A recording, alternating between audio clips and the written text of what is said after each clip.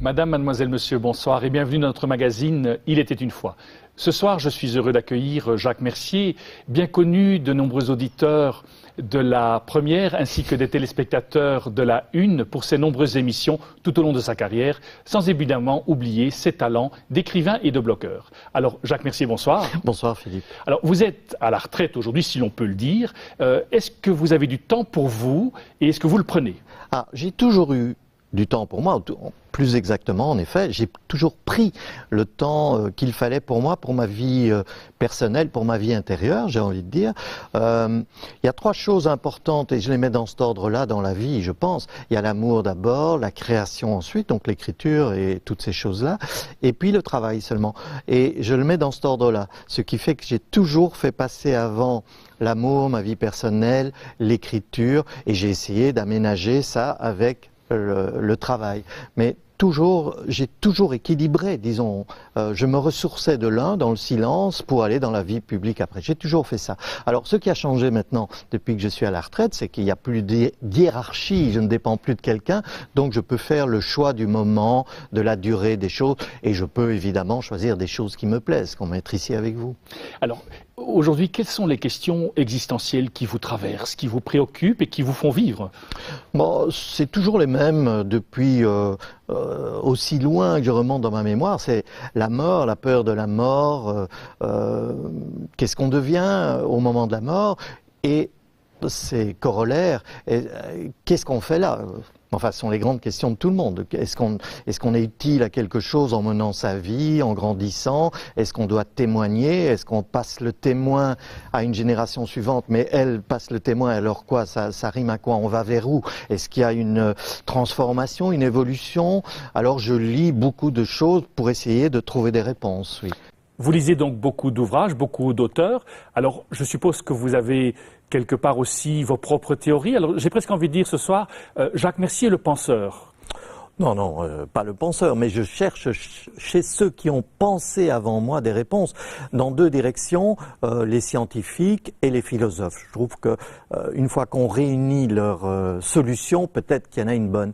Donc j'ai fait un long travail depuis des années et des années de relire, de faire l'effort de relire tous les philosophes. Je me suis acheté une collection complète, donc je lis certains soirs Spinoza, aussi Saint-Augustin. Bon, parfois c'est ardu. Je prends des notes comme à l'école, comme je faisais à l'école. Et donc, il se pose des questions. Mais je lis aussi les astrophysiciens, par exemple, qui me racontent le Big Bang, qui me racontent l'univers, les univers parallèles, la théorie des cordes, etc. Enfin, j'essaie d'avoir une vue, je ne comprends pas tout, évidemment, et de mettre ça ensemble. Et parfois, souvent, et de plus en plus, je dirais, en avançant, je trouve des scientifiques qui peuvent coller avec ce qu'on nous dit sur Dieu, sur la création, sur l'immortalité de l'âme parfois. C'est très très intéressant. C'est très, alors je vais dire c'est pas rassurant, mais ça retire un peu d'angoisse. Ça donne un peu plus de sens à la peur que j'ai. De quoi? Je ne sais rien, parce que s'il y a rien, il y a rien. Ça ne changerait pas la manière de vivre. J'essaie de rendre les autres heureux, de témoigner, d'être optimiste. C'est ce que j'ai essayé de faire toute ma vie. Je continue à le faire.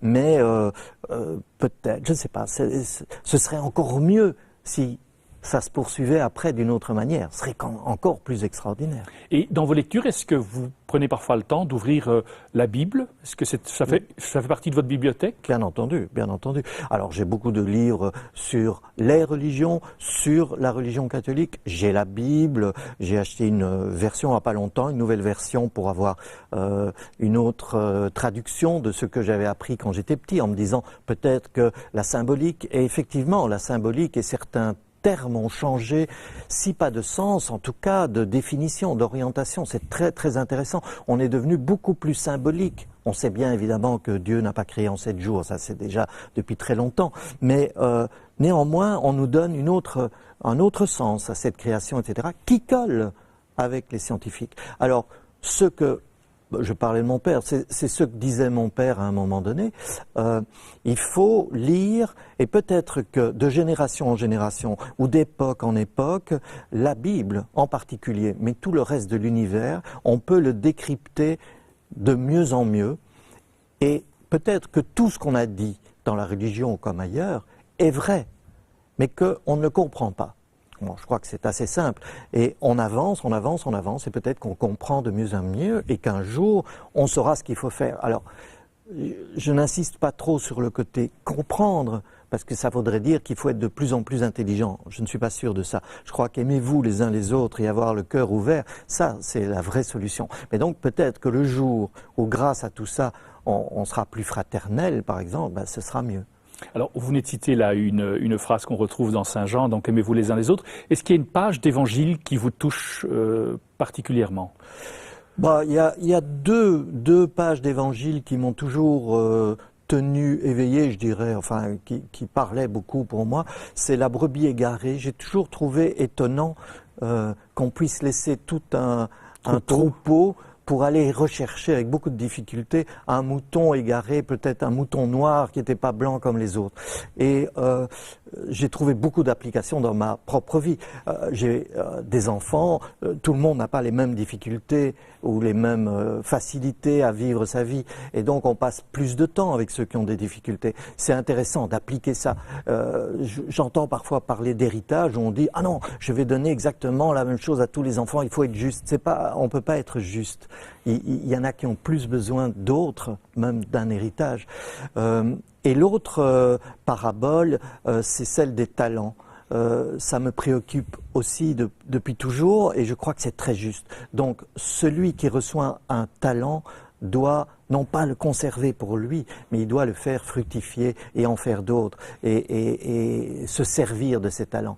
Je crois qu'on ne doit pas tous être Premier ministre ou faire de la politique ou être évêque ou pape, mais celui qui, par exemple, se sent écrivain, s'il ne le fait pas par paresse, parce qu'il a besoin d'argent, pour toutes sortes d'autres raisons, là, il y a une sorte, je ne vais pas utiliser le terme péché, mais un péché contre lui-même, contre ce qu'il est. Je crois que si on se rend compte, il faut bien se connaître, de ce qu'on peut faire et qu'on le fait pour les autres, alors on a réussi sa vie. À ce moment-là, on réussit sa vie.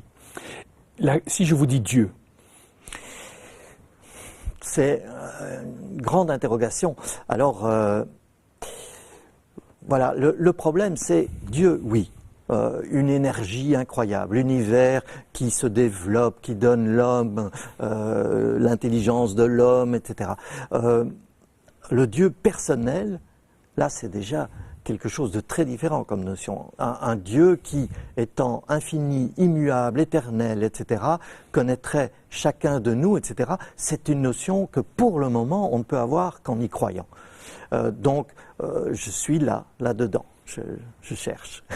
Voilà, donc Jacques Mercier, le chercheur, on pourrait dire en conclusion. Plutôt le chercheur. Le chercheur en conclusion de cette émission. Merci de nous avoir partagé ce qui vous fait vivre, vous fait vibrer aujourd'hui. Nous arrivons donc au terme de cette émission. Merci d'être resté avec nous. Au nom de toute l'équipe qui l'a préparée, il ne me reste qu'à vous souhaiter une excellente soirée et je vous dis à très bientôt.